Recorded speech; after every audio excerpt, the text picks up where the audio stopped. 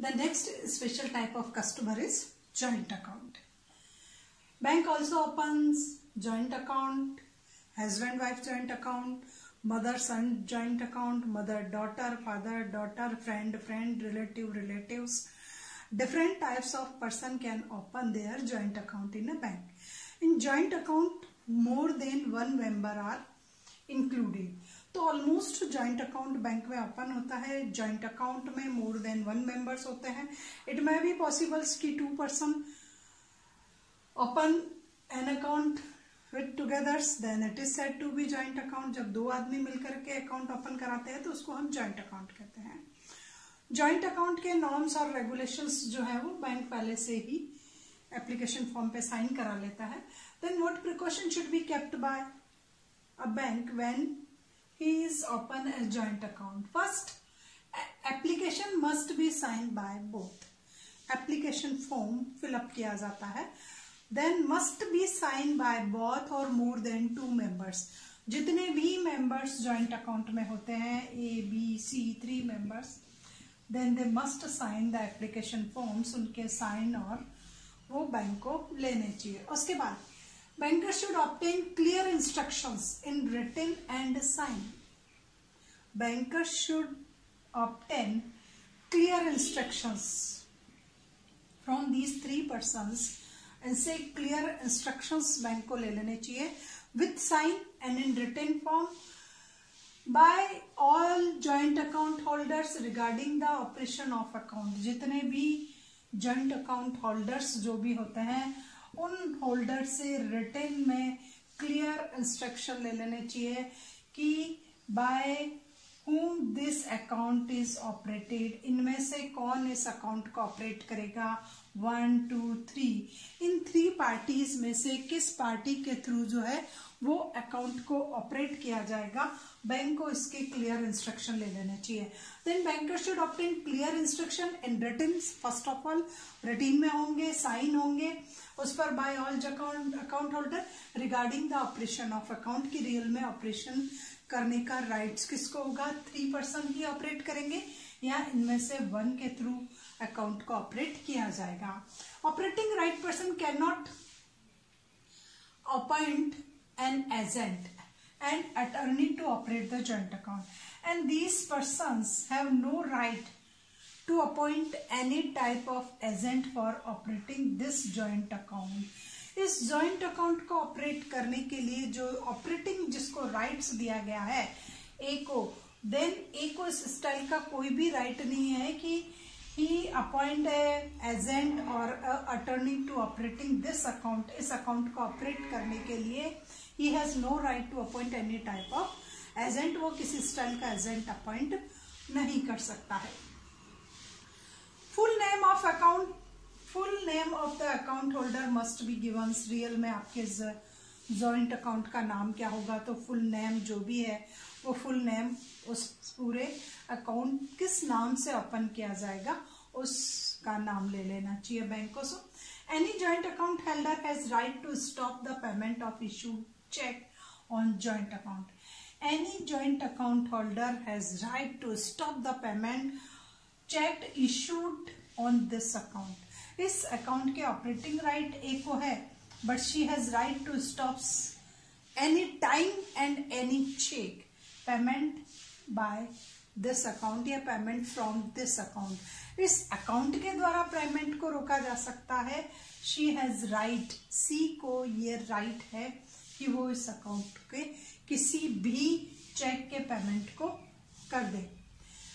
Banker should get clear instructions regarding withdrawals. अब withdrawals की clear instructions लेने चाहिए कि operating person has right to issue the cheque या cheque must be sign by from these 3 parties.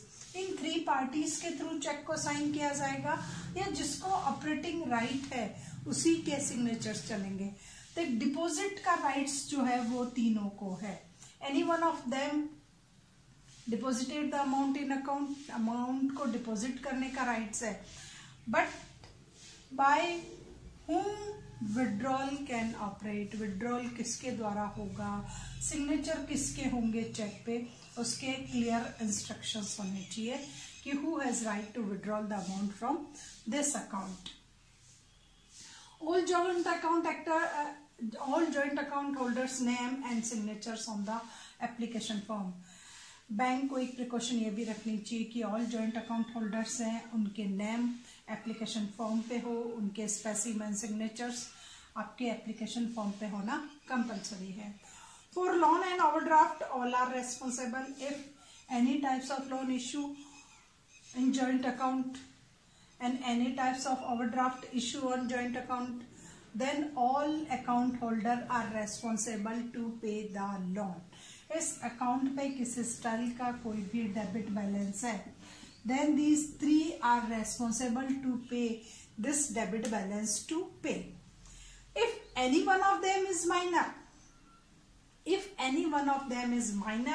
then minor is not responsible for loan.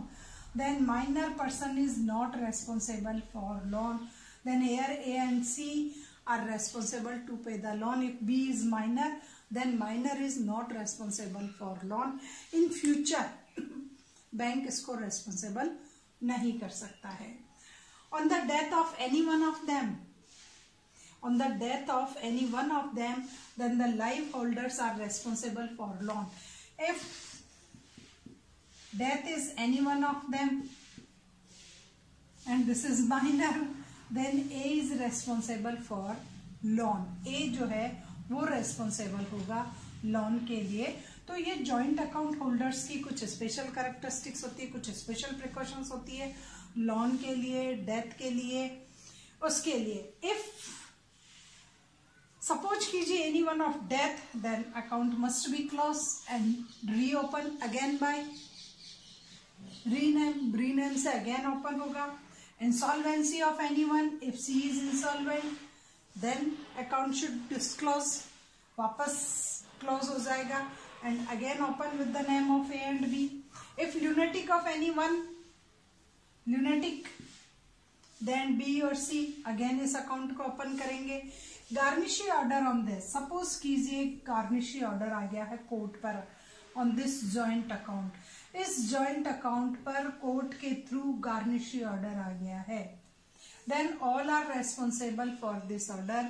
इस account से payment stopped हो जाएगा जिनका भी शेयर इस अकाउंट में था. अगर जॉइंट अकाउंट पे गार्निशी ऑर्डर आया है then payment must stopped. If only garnishee order is come on A, then A का जो शेयर होता है इस अकाउंट के क्रेडिट बैलेंस में, एटलीस्ट पेमेंट वहीं तक स्टॉप्ड किया जाएगा.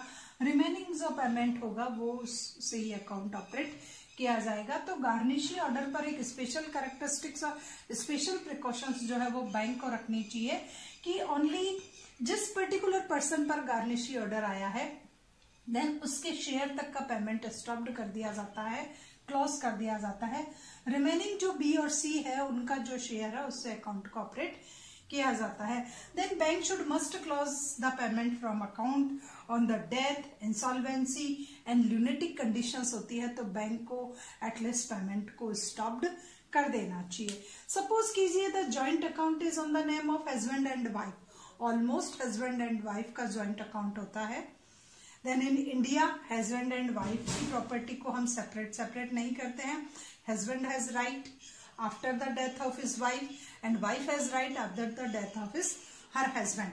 तो हस्बैंड एंड वाइफ का जॉइंट अकाउंट होता है. But who has operating right, ये बैंक को एक क्लियर इंस्ट्रक्शन लेना चाहिए. Both has operating right, only husband has operating right, only wife has operating right. तो जिसको ऑपरेटिंग राइट है बैंक को उसी रूल्स को फॉलो करना चाहिए. इसमें डिफरेंट टाइप्स के केस है कि हस्बैंड को ही राइट था और बैंक ने वाइफ के चेक को एक्सेप्ट कर लिया, देन हस्बैंड ने उसके लिए कंपनसेशन के लिए बैंक पर क्लेम कर दिया. अगर बोथ को राइट है और ओनली हस्बैंड के सिग्नेचर से बैंक ने चेक एक्सेप्ट कर लिए, देन वाइफ को राइट है कि वो बैंक पर कंपनसेशन के लिए क्लेम कर दे. देन दिस टाइम्स बैंक को स्पेशल प्रिकॉशंस रखनी चाहिए, क्लियर इंस्ट्रक्शंस लेने चाहिए regarding the operation of joint account of husband and wife. But after the death of husband, wife has right on remaining balance, and after the death of wife husband has right on the remaining balance, दोनों को एक दूसरे की death के बाद remaining balance का है। But suppose कीजिए हस्बैंड ने क्लियर इंस्ट्रक्शन दे रखे हैं कि my wife has right only her share. Suppose कीजिए डेथ के समय बैंक में 1 लाख रुपीज था एंड क्लियर इंस्ट्रक्शंस है कि my wife is only has right on 50,000, then remaining 50,000 delivered to her his nominee. जो भी उसका नॉमिनी होता है, जो भी उसका लीगल हेयर होता है, जो भी उसका उत्तराधिकारी होगा, एटलीस्ट उसको ये पेमेंट चला जाएगा। अगर हस्बैंड एंड वाइफ ने दोनों में से किसी ने भी कोई क्लियर इंस्ट्रक्शन दे रखे हैं कि after the death of any one of them, wife ने लिख रखा है कि माई सन हैज राइट और हस्बैंड ने लिख रखा है कि my daughter has right on remaining balance, then 50,000 delivered to daughter, और यहाँ वाइफ ने लिख रखा है कि मेरे सन को राइट है, देन रिमेनिंग उसकी डेथ पर रिमेनिंग बैलेंस जो होगा उसके शेयर का वो उसके सन को दे दिया जाएगा। तो इस स्टाइल के क्लियर इंस्ट्रक्शन जो है वो बैंक को फॉलो करने पड़ते हैं।